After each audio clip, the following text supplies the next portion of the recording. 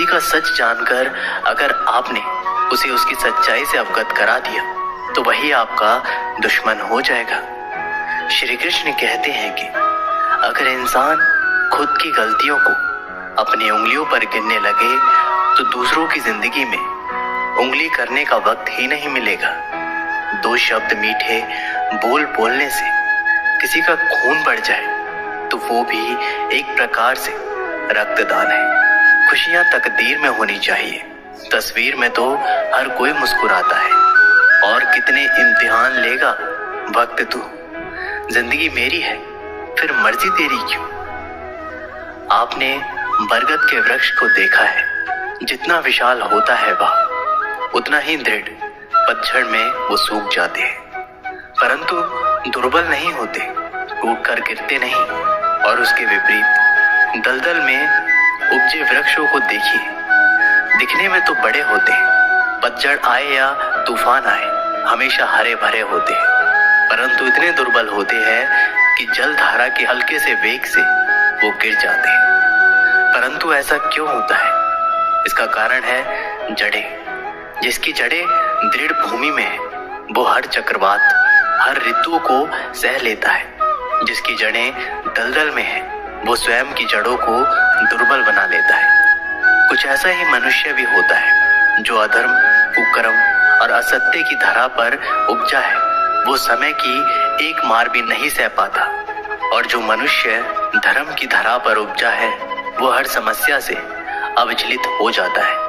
अब आप पर निर्भर करता है कि आप क्या बनना चाहते हैं। श्री कृष्ण कहते हैं कि अच्छी तरह जानने के बाद ज्यादा देने वाला हमेशा से ठगा गया है, फिर चाहे वो प्रेम हो, साथ हो या विश्वास हो। कचरे के डिब्बे में पड़ी रोटियां ये राज मया करती है कि पेट भरते ही इंसान अपनी औकात दिखाने लगता है। जिनकी वफा पर नाज है वो हम राज बदलते देखे हैं, हालात बदलते ही सबके अंदाज बदलते देखे।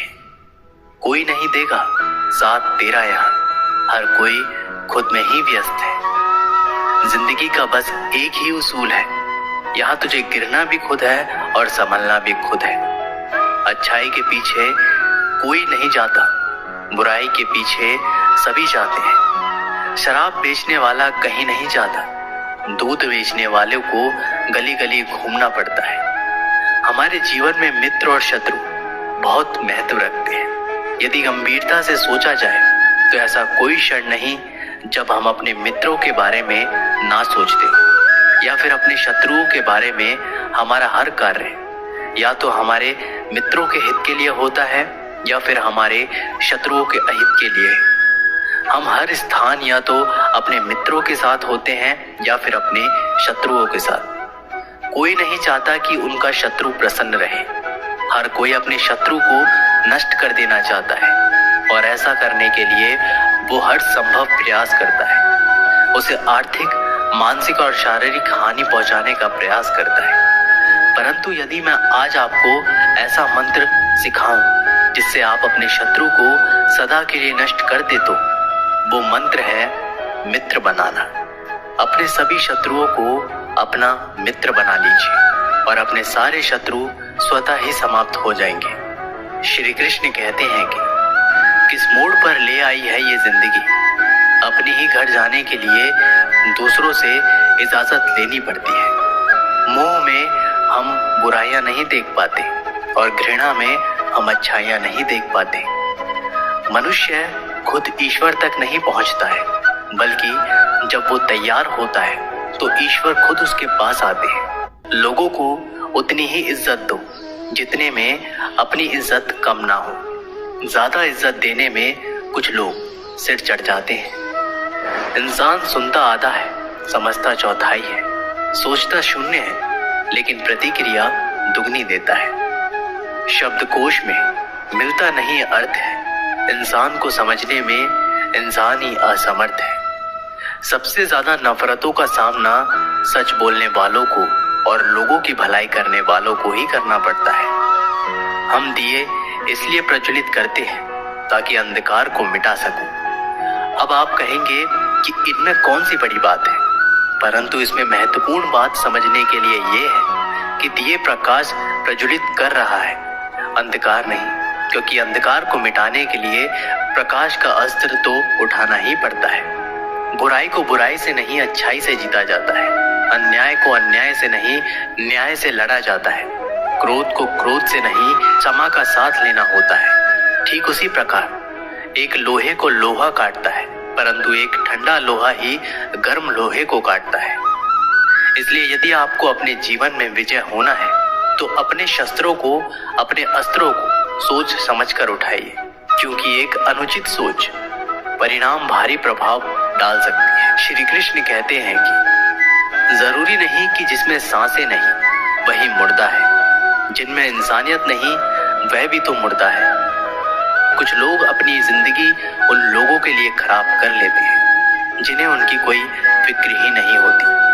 सबक तो बहुत सिखाया है तूने ये जिंदगी, शुक्रिया तेरा कि किसी का दिल दुखाना नहीं सिखाया।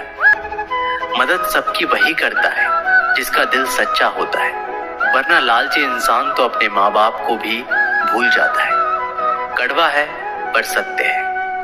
किसी को अपनी जान से ज्यादा चाहने का इनाम दर्द और आंसू के अलावा कुछ नहीं मिलता। जब आप किसी पौधे को जड़ से उखाड़ते हैं तो पौधे को उखाड़ना या काटना न केवल एक अपराध है अपितु पाप भी है। तो फिर ऐसा करने की क्या आवश्यकता पड़ गई?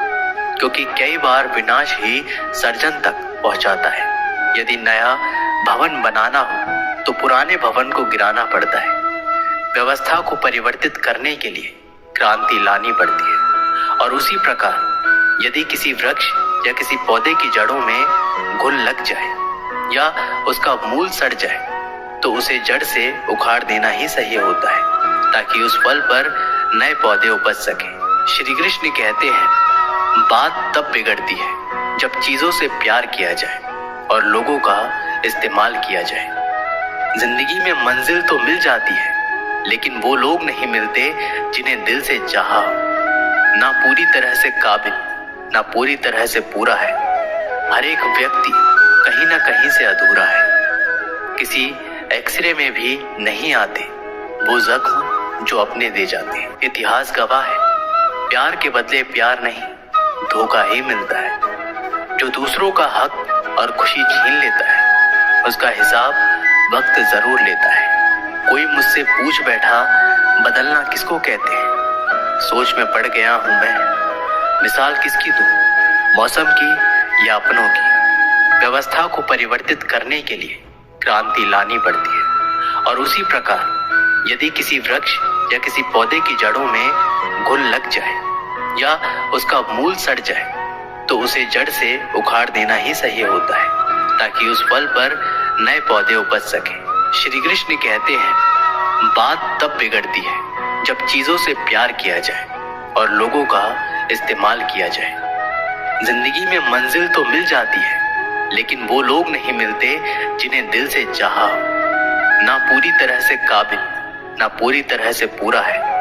हर एक व्यक्ति कहीं ना कहीं से अधूरा है। किसी एक्सरे में भी नहीं आते वो जख्म जो अपने दे जाते हैं। इतिहास गवाह है, प्यार के बदले प्यार नहीं, धोखा ही मिलता है। कोई मुझसे पूछ बैठा, बदलना किसको कहते हैं? सोच में पड़ गया हूं मैं, मिसाल किसकी दूं, मौसम की या अपनों की? ये भी अच्छा है कि ये दिल सिर्फ सुनता है, अगर बोलता होता तो कयामत ही आ जाती। कभी आप ब्रह्म मुहूर्त में जागे हैं? जाग कर देखिए, संध्या होने के पश्चात जब रात्रि का अंधेरा सारे संसार को धीरे धीरे अपने अंधकार में निकलने लगता है। इसी तरह हमारा जीवन भी कुछ ऐसा ही होता है। जब हमारे जीवन की समस्याएं अपने अंत पर होती है तो सही समस्या एक भीषण रूप लेकर हमारे समक्ष प्रस्तुत हो जाती है। और ऐसी परिस्थिति में अधिकतर लोग हार मान जाते हैं, भय खा जाते हैं। परंतु यदि आप हार ना माने, भय ना खाएं, दृढ़ निरंतर आगे बढ़ते रहें, तो प्रकाश के रूप में हमारा स्वागत करने के लिए सूर्य उदय सदा हमारे समक्ष प्रस्तुत रहेगा। श्री कृष्ण कहते हैं कि अगर कुछ लोग आपको गलत समझते हैं तो इस बात का बुरा ना माने, क्योंकि वह आपको उतना ही समझते हैं जितनी उनकी समझ उन्हें इजाजत देती है। जमाना बदल रहा है ये कहकर लोग बदल रहे हैं। गौर किया तो देखा कुछ भी नहीं बदला, बस सब अपने मतलब के हिसाब से चल रहे हैं। तो दोस्तों, ये वीडियो यहीं पर समाप्त होती है। आशा करते हैं कि आप लोगों ने इस वीडियो से बहुत कुछ सीखा होगा। मिलते हैं एक नई वीडियो के माध्यम से, तब तक के लिए अपना ख्याल रखिएगा। बहुत बहुत धन्यवाद। जय श्री कृष्ण।